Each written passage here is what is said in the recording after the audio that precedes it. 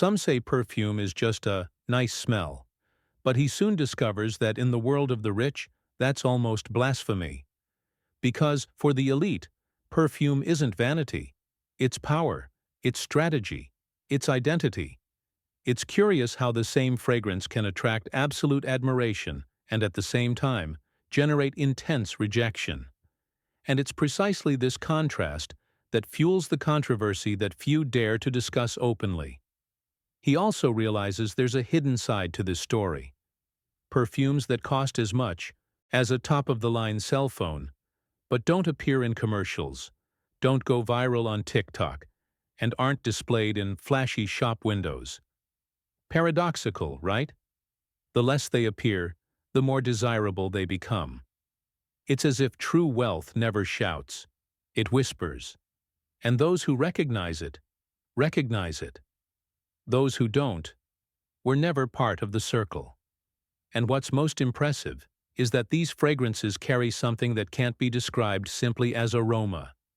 They carry memory, presence, narrative, status, and even internal conflict. He feels that when wearing such a perfume, something changes in his behavior, his posture, his gaze, as if a more confident, more strategic, more dominant version of himself is ignited.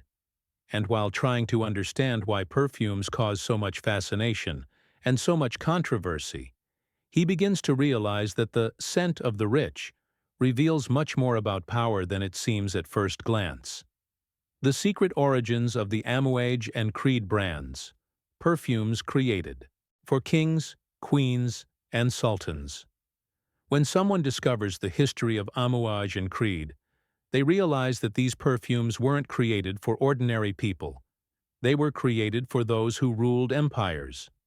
They understand that Amouage was created by order of a sultan, literally as a gift for the royalty of the Middle East, while Creed began by producing exclusive scents for European kings. It's as if each bottle carries a piece of palace, of Persian carpets, of heavy crowns. And, in a way, this explains why these brands have always been associated with power. Those who wear them feel as if they are accessing a universe that few reach. And the most curious thing is that, back then, perfume wasn't about vanity. It was about status and influence. He realizes that a sultan would commission a fragrance not to smell good, but to assert his political and spiritual position. European kings would ask Creed for bespoke compositions, like ordering a unique jewel. Can you imagine someone today ordering an exclusive perfume just for them, completely impossible to replicate? It's like having your identity preserved inside a bottle. This already shows why, even today, these brands carry this air of absolute exclusivity. And, despite seeming distant from current life, he understands that part of that essence remains. When you buy a Creed or an Amouage, you're not just buying a perfume. You're buying a story, a lineage, almost an invisible passport to a world where few enter. That's why those who try it rarely go back to common fragrances. It's like tasting specialty coffee after a lifetime of instant coffee. And this opens up another issue that almost no one discusses. Why does the modern elite remain obsessed with niche perfumes? Why the wealthy prefer niche fragrances, exclusivity, ego, and the desire to be unforgettable? He begins to realize that, for the wealthy, perfume is not just an accessory. It's a silent declaration of who they believe themselves to be. It's almost a psychological game where each olfactory note communicates status, intention, and even power. Niche perfumes enter this scenario as rare pieces on an exclusive chessboard. They are not found in ordinary stores, nor do they have flashy campaigns. And it is precisely this not belonging to the common world that makes the elite feel even more special. The curious thing is that the modern wealthy person fears something simple: being mistaken for everyone else.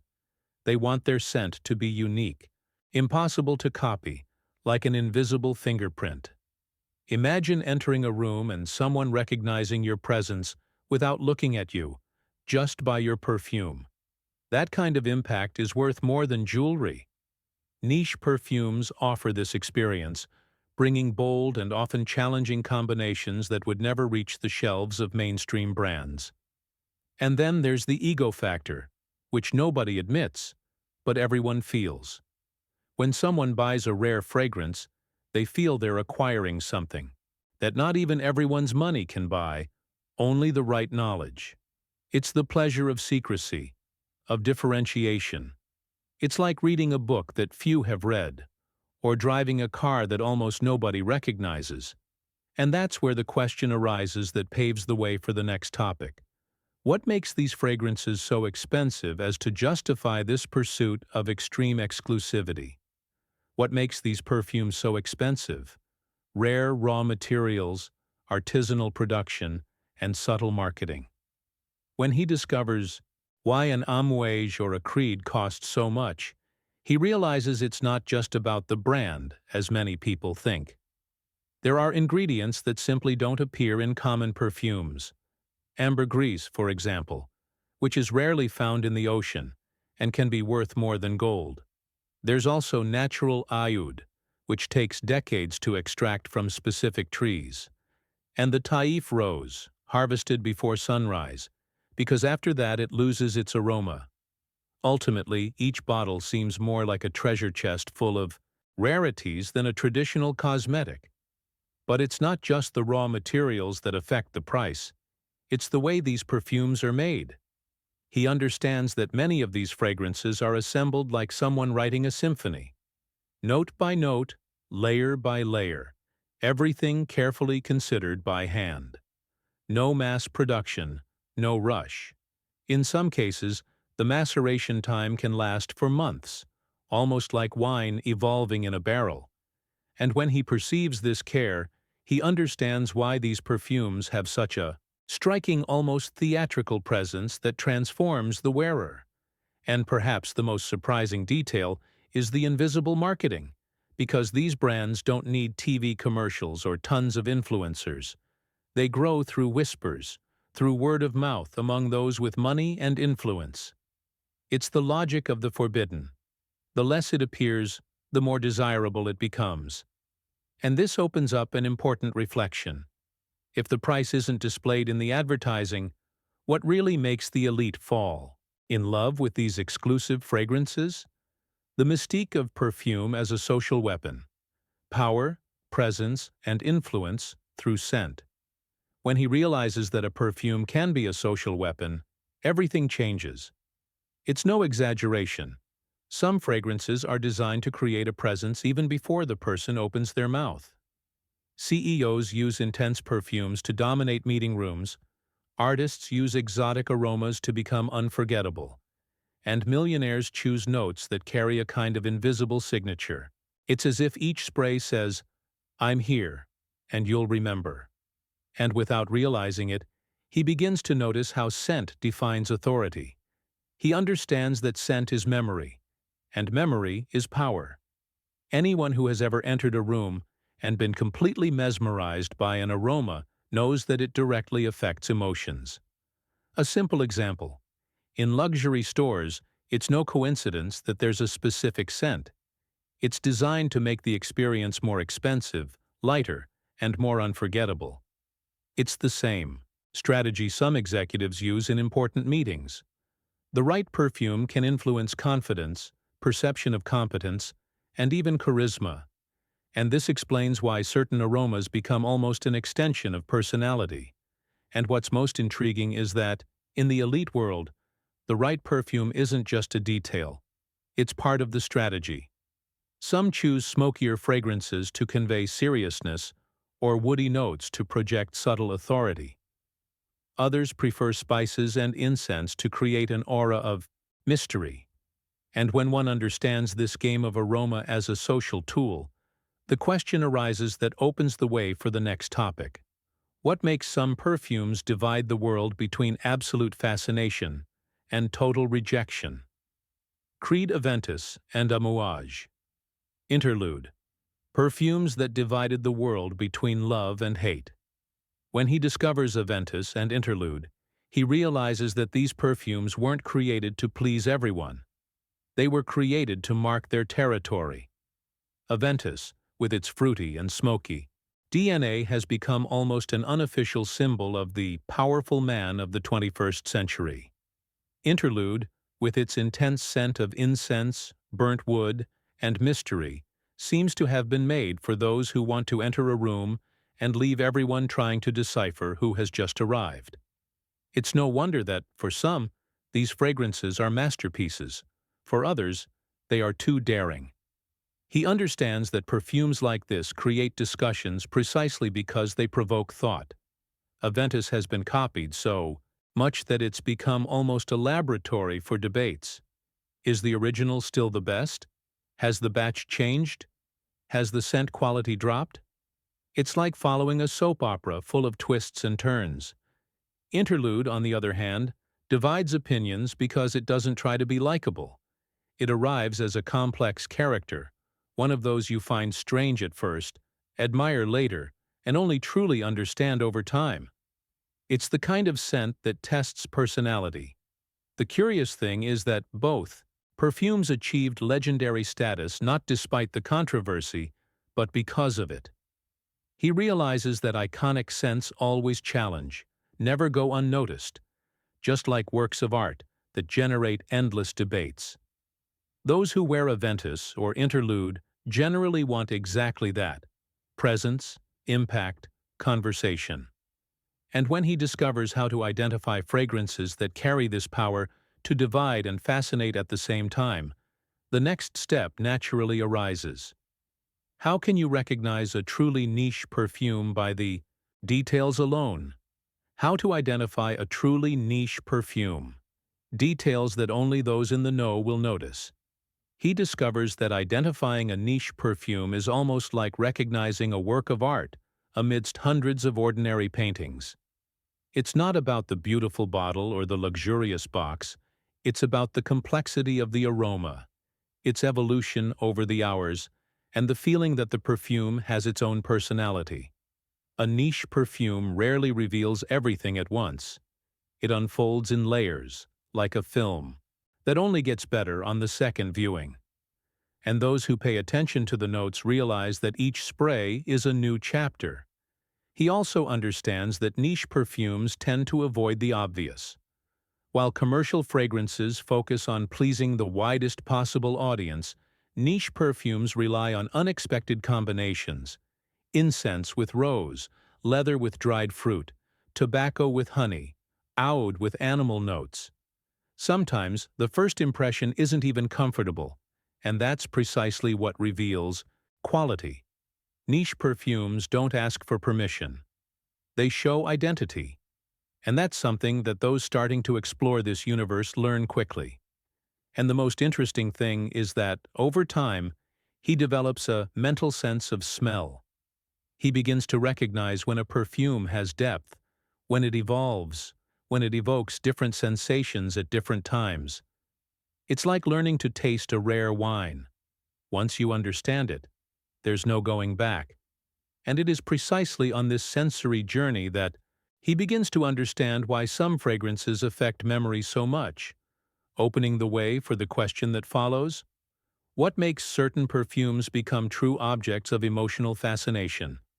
Why these fragrances are so captivating? The power of memory and scent that tells a story. He realizes that the fascination with niche perfumes stems not only from the aroma, but from the story each scent carries. A perfume can take you back to your first job, to the embrace of someone important, or even to a trip that marked your life. The human brain stores memories through smell with an almost absurd force, stronger than photos, words, or music. That's why certain aromas awaken emotions you didn't even know were still there. And when a perfume manages to tell an entire story in seconds, it becomes unforgettable. He understands that perfumes like Amouage or Creed don't just deliver scent, they deliver a narrative. They are fragrances that start softly, grow, change mood, surprise, like complex characters in a book. Some people even choose perfumes to represent phases of life, one for moments of courage, another for periods of change, another for days of introspection.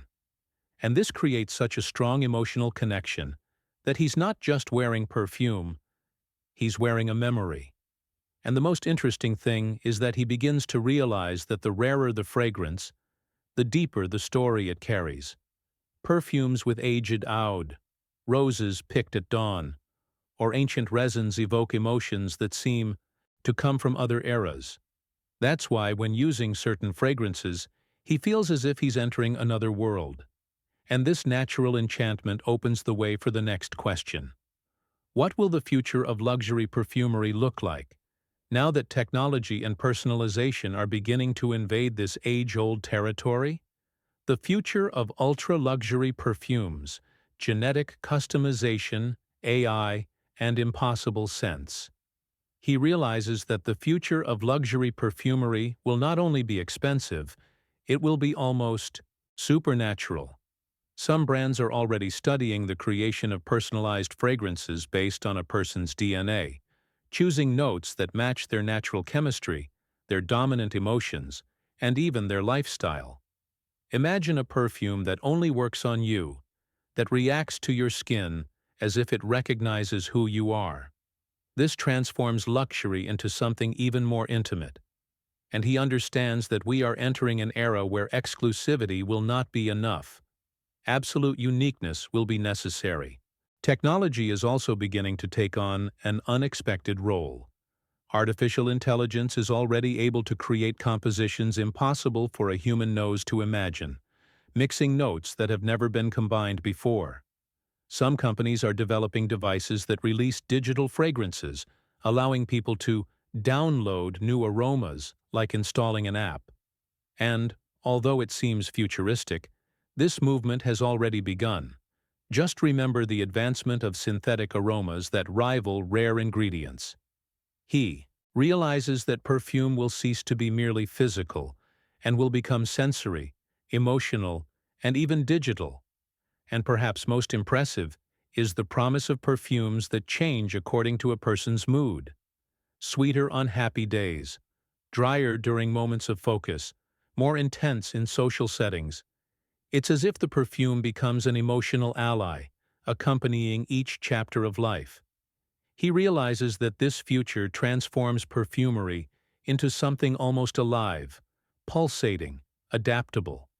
And now that he understands so much about the past, present, and future of these aromas, the question that opens the next step of the script remains.